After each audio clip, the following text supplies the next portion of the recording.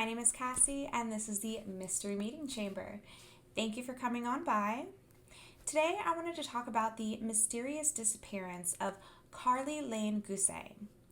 She has been missing since October of 2018 from her home in Chalfont Valley, California.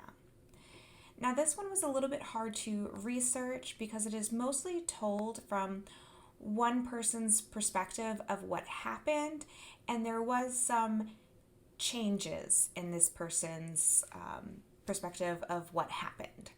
So I'm going to try to go into all the details that I can, but it is a little bit confusing.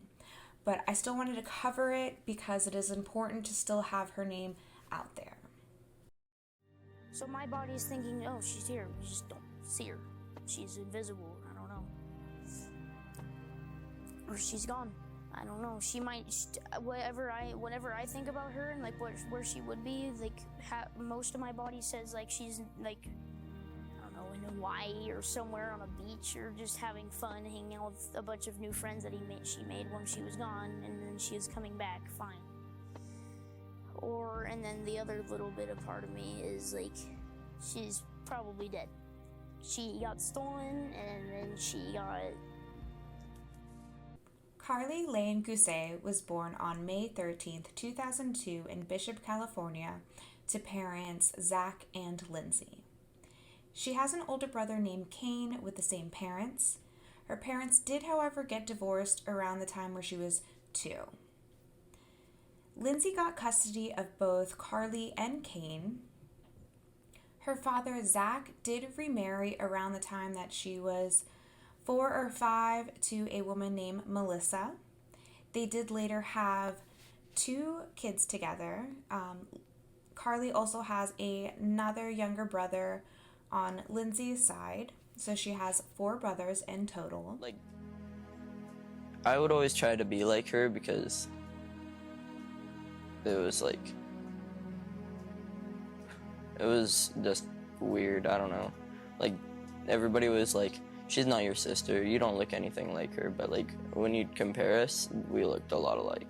And it's like, people still don't really believe that she's my sister, and I compare her as my sister anyways. Lindsay did have sole custody of Karlie and Kane. However, they did still go over to their father Zach's house on the weekends. Eventually, at some point, Lindsay did move 4 hours south of Bishop and gave the choice to the kids where they wanted to stay, and they did stay with their dad so they could still have the same friends and schooling. Karlie attended high school at Bishop Union High and had a boyfriend named Donald. They did seem like a very cute couple, very happy together. She was very well liked at our high school. She did dance and was told to be very funny and active and just a really cool person, to be around. Karlie's biological mom did move to Nevada, but they stayed relatively close, still talking on the phone multiple times during the weeks. Leading up to Karlie's disappearance, she had been getting into some trouble at school. Her grades started slipping and she was caught smoking marijuana and had to do counseling. Now, counseling with most schools are mandatory. It's normally some kind of either psychological counseling or drug counseling, and this is just so that they feel like they won't reoffend and continue going to that school versus being expelled. Some of Karlie's friends noted that her behavior started becoming a little strange. She was kind of paranoid, thought some different bizarre things. However, they never told Karlie's parents about this. She was convinced that someone was trying to bug her phone or was tracking her, trying to listen to her. Around this time, Karlie's family had actually moved from Bishop to Chalfont Valley, which is roughly 20 minutes north of Bishop. So she was still able to see all of her same friends and attend the same high school. We're going to fast forward a little bit to October 12th, 2018, which is the day before Karlie disappears. She attended school like normal, going to all of her classes. She wanted to go to the football game that night that was going to be around 7:30 and told her parents this. So she was hanging out with her boyfriend Donald and some of the friends until the game started. Melissa, the stepmother, had taken two of her younger brothers to a trunk or treat event in Bishop, along with the grandmother, Melissa's mother. So things are going to get a little complicated at this point because different accounts have changed or aren't completely verified, but I wanted to go through all of what I found in my research. So Melissa calls Karlie between 7 and 7:30 after the trunk or treat event, asking how she was going to get home. And Karlie told her stepmother that Donald, her boyfriend, would be taking her home later. And she was like, all right, cool. She went to Taco Bell to pick up dinner for the family and headed back to the house. Karlie and Donald did not make it to that football game. I'm not sure if their intentions were to eventually go to it or if it was just a ruse so they could hang out with some friends. So from Donald's account, he said that they were hanging out with a couple different friends. They did end up smoking some marijuana, and Karlie at first seemed okay and then got very paranoid, did not feel well, and said that she wanted to go home. There are some sources that said it was a party, but people's views of parties are very different. Donald made it sound like there was only a couple of friends hanging out. It wasn't like some massive party where there was 50 high schoolers all dancing and going crazy or anything like that. It was just a handful of friends together and they were smoking. So because Karlie expressed to Donald that she was not feeling well, he was like, okay, let's leave. We'll go walk to my house and you can, calm down and, we can just relax back at his place.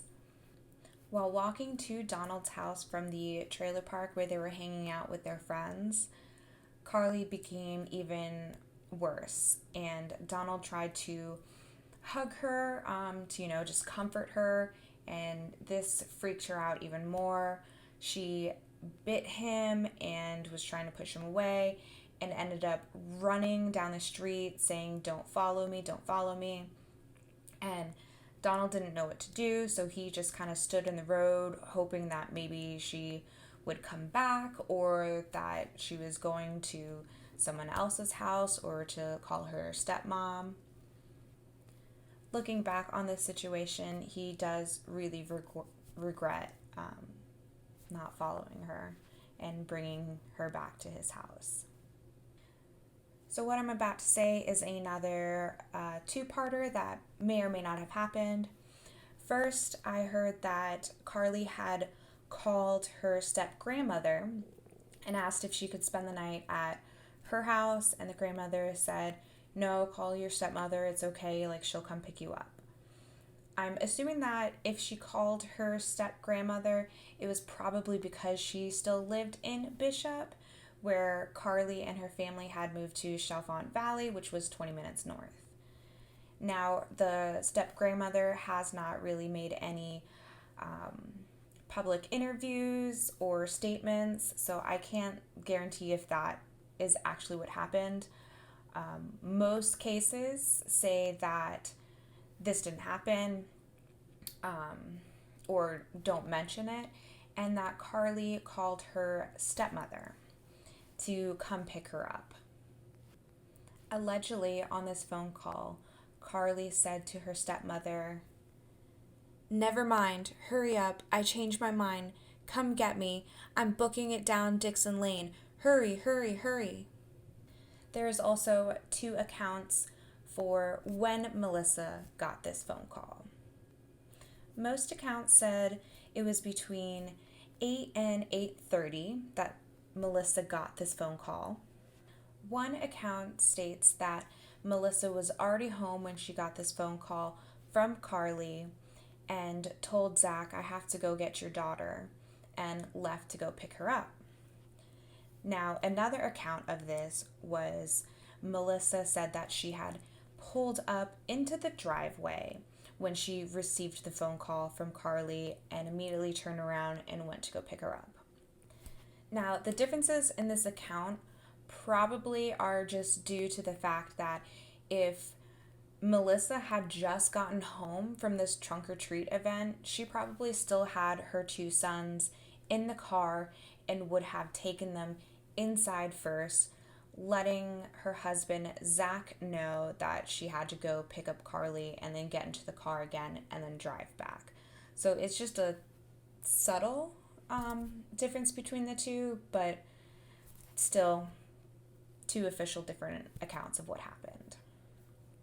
Melissa drives the 20-30 minute drive back from Chalfont Valley to Bishop to go find Karlie at the trailer park that she admitted that she was hanging out at.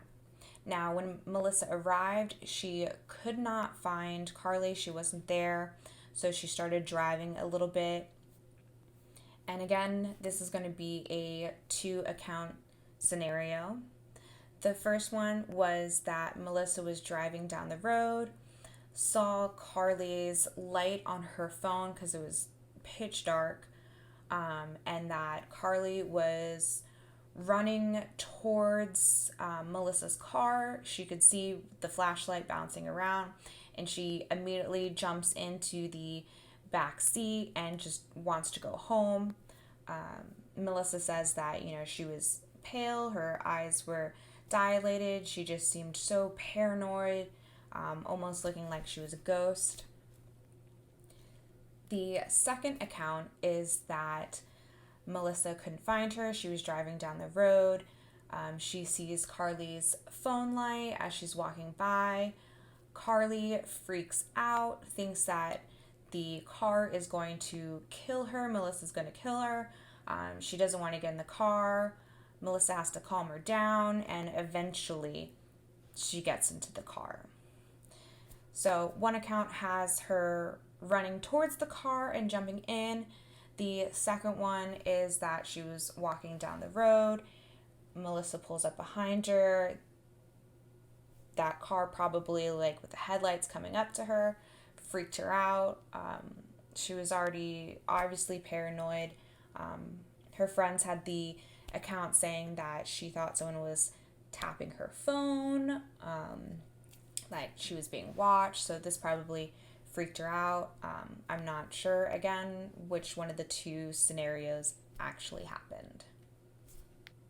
So they get back to their home in Chalfont Valley around 9 p.m. Karlie seems to be getting worse, more paranoid, acting very bizarre, worried that, her family or someone is going to hurt her, saying just strange and bizarre things, saying that she's got like these demonic things stuck in her head and she just can't get it out. And then flip side, she's saying how much she loves her family and, wouldn't know what to do without them, and just being very lovey. It was very flip-flop, flip-flop, flip-flop. At some point, Melissa pulls out her phone and turns on the video recorder. So it's just a black screen because she had it in her pocket or just not actually showing Karlie, to record her and eventually show her how crazy she acts when she smokes as a learning lesson. I wanted to add in an extra note after filming that Melissa probably hid her phone from Karlie because at this point she was realizing that Karlie was afraid of her phone. This recording will show proof of life at certain times that evening. It is said that there are 2 recordings, the first one being 8 minutes and 45 seconds. I was unable to find out how long the second recording was. There has never been a public release of either of these 2. However, the police and FBI have listened to it. Fox News, I believe, has listened to it, and Dr. Phil has listened to these tapes as well. So throughout the night, Karlie seems to not want to be touched by anyone in her family. She doesn't want to drink anything and is just very paranoid, very, very paranoid. And they start to think that, this isn't just her smoking weed. Like, this has to be something else. They ask, Melissa asks Donald, Karlie's boyfriend, was this laced with something? Like, this isn't normal behavior. Which it really doesn't sound like it's normal behavior. That's not how most people react to smoking. However, if it was laced with something, you would think that Donald and whoever else was at this house would be having similar things happening to them, but they weren't. So it doesn't seem like it was laced, but that doesn't mean that she wasn't dosed with something else, some kind of hallucinogen. I should also say that in rare circumstances, now this doesn't happen to most people, like I said, this is a rare circumstance, certain drugs or even alcohol, but weed can give a drug-induced psychosis. And this can last for, a few hours to, in even rarer circumstances, days or weeks before they come out of that. So that could have been something that might have been happening as well.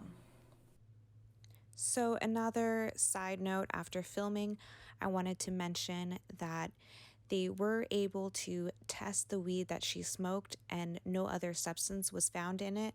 And the person who sold it to Karlie and her friends was arrested. So, back to the tape recordings or the phone recordings.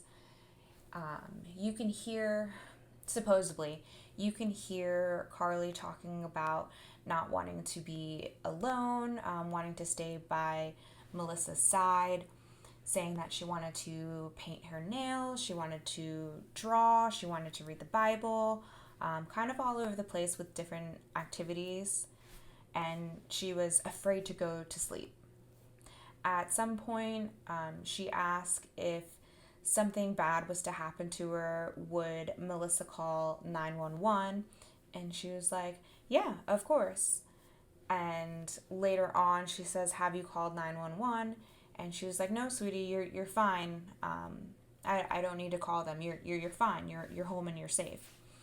This has been speculated, this part of the tape. Now, because it's not publicly known, we can't say for sure what was said. Karlie's biological mother had heard bits of this tape and also had a private investigator look into this tape, and she claims that Karlie asked them to call 911 and they refused to call 911. So two different things, again, of accounts what may or may not have happened. Another part in these tapes, Melissa had given Karlie some food to try to sober up. She gave her a protein bar and a salad. While trying to eat the salad, she ends up going, bleh, this is the devil's lettuce. Which is interesting that she said the words devil's lettuce, because that is a slang term used for weed. So it makes me wonder if she was saying her reactions was because of smoking, or if she was just randomly calling the salad devil's lettuce. But it makes me think what she was trying to say. So Melissa stays up with her most of the night. They end up watching a movie. I believe it was Cool Runnings. And Karlie asked Melissa to stay in her bed because she didn't want to be alone. And this is going to be another 2 account situation. Melissa had first stated that she put Karlie to bed and then went to sleep in her own bed. She woke up around 5:45, checked on the kids, saw Karlie fast asleep in her bed, and then decided to go back to bed herself, waking up again around 7:15, 7:30, and Karlie was no longer in her bedroom, and that she ran back into her and Zach's room, woke up Zach, said, Karlie's gone, I don't know where she is. Now, the second account of this is that, and this is the one that she is saying is the true account of what happened, that she stayed up almost all night with Karlie in her bed, slept in the bed with her. She again woke up around 5:45, but she saw Karlie sitting up, still awake, and she ended up rolling over and falling back asleep to around 7:15, 7:30, and rolled over and saw that Karlie was no longer next to her in bed. So my assumptions of why Melissa would first state that she slept in her own bed next to her husband was probably out of some kind of guilt. It's terrible to have, your stepdaughter, a family member go missing from your house, but she could say, if she wasn't in the room, she could have the excuse that, she didn't hear her get up because she was in her own bedroom. She just felt so guilty that she was laying next to Karlie and didn't hear her get up, that she initially said that she wasn't in the bedroom.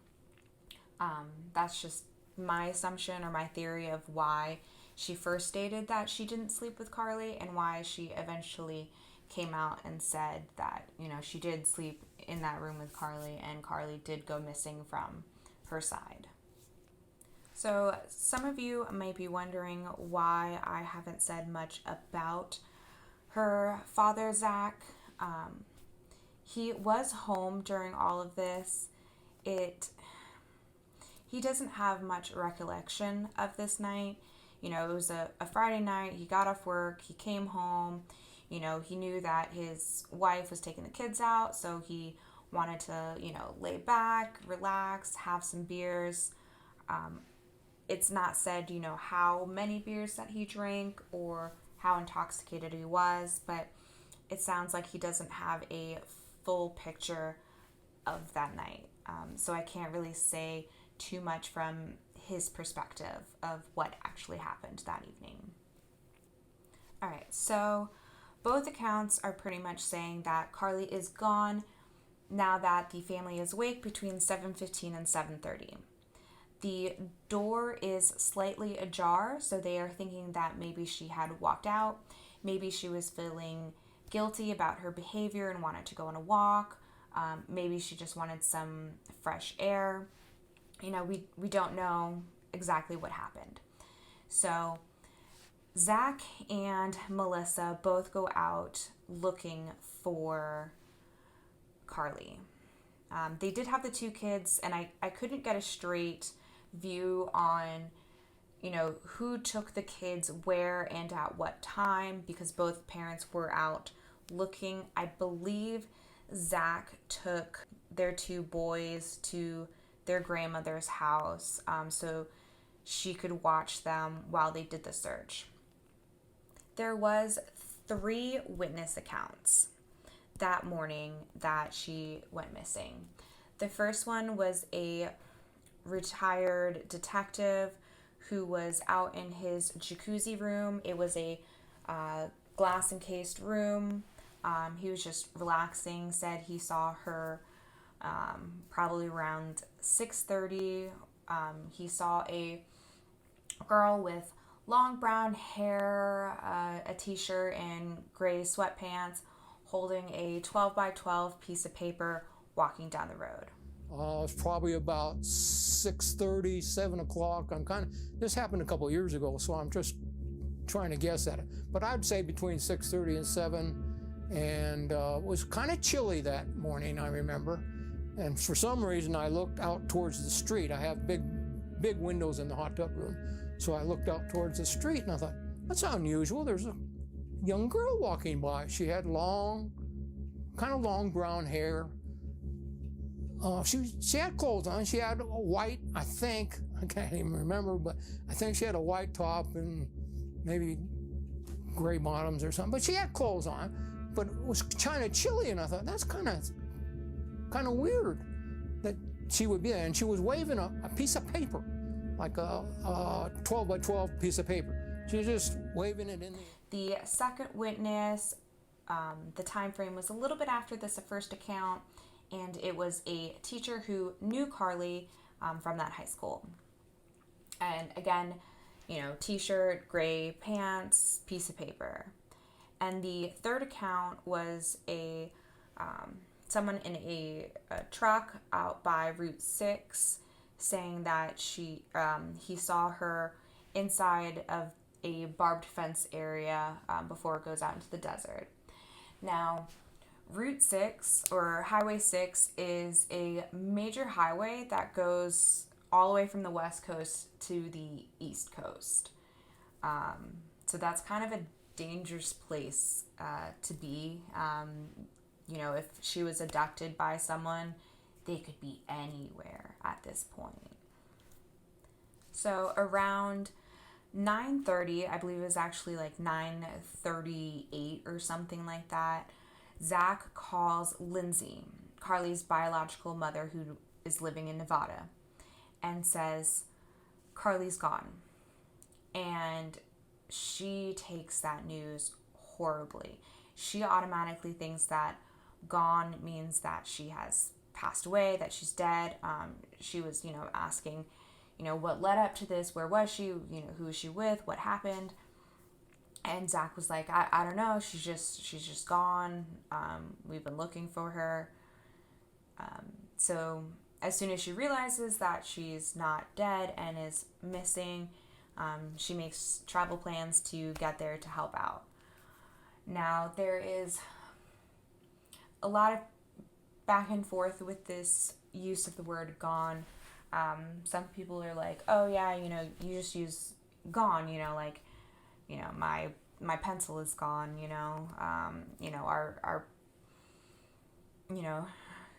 wake up and your dog is gone, he ran out.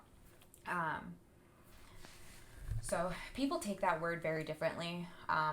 Personally, I think if I heard that my daughter, I don't have kids, but if I was to hear that my daughter is gone, I probably would have taken it the same way. I have lost a lot of people in my lifetime, sadly to say, and I think gone is a very strong word. I guess the word missing isn't used as much. Or just people use the word gone loosely. People take words differently. So I do see where Karlie's biological mom was coming, because I personally probably would have taken it that way, but people see things differently, or hear things differently, or understand things differently. But at this point, it's, like 9:30 in the morning. They had been searching for like 2 hours, and they still hadn't called the police yet. Lindsay was like, Zach, you need to call the police. You need to get them involved. So after he gets off of the phone with Lindsay, he calls the police, and, they did an amazing job. They had a huge turnout. They had tons of police. They had ground searches. They had air searches. They had posters everywhere. They had all these all-terrain vehicles going out doing searching, because they're in like a deserty area. They really did a good job. The FBI got involved as well, because Route 6, that could have crossed state lines. They had sniffer dogs. They had it all. They went full force. out in this. And, this is a small town. Chalfont Valley had about 700 residents there. It's a small knit group. Karlie's stepmom starts going on Facebook Live and recording all these different messages and updating people, and these have been speculated a lot. There's different analyst breakdowns of these videos and all this crazy different stuff. It's all on YouTube. You can find it and listen to it. I don't want to personally say anything that makes her look bad, because she is missing her stepdaughter. But there is information and videos and stuff out there if you want to look into that. So Karlie's disappearance has really divided this family. There's a lot of poking fingers and he said, she said kind of stuff going on. There's, the Gusés side of the stories, and then there's Karlie's biological mother, Lindsay Fairley's side, and it's so sad. They have their 2 separate GoFundMes for this. They have 2 separate Facebook and Instagram accounts for it. It's all split in half because they're just so divided, and Lindsay thinks that they know more than what they're saying, and it's just, it's tough. A lot of times if a married couple has a child go missing or passes, that often divides a family. A lot of times the parents will end up getting divorced because it is too hard. Now this is a family that is already divorced, so it's making more rumbles and waves in this relationship. And that it's just so sad, because you really want them to have one full force to help find their daughter. So it has officially been 3 years since Karlie has disappeared. She is on the FBI's website, Name Us Missing and Exploited Children. They have done what they could to get her name out. It's really important to just share information, get it out there, repost videos, repost, the missing persons poster, just spread awareness and, hopefully reunite this family again. With the fact that they weren't able to find any remains out in the desert area, and that they were so close to Highway 6, and that third witness saw her out by that barbed wire fence by Route 6 or Highway 6, there is probably a good chance that she, got abducted or, got into a car and it was the wrong car and they drove her off.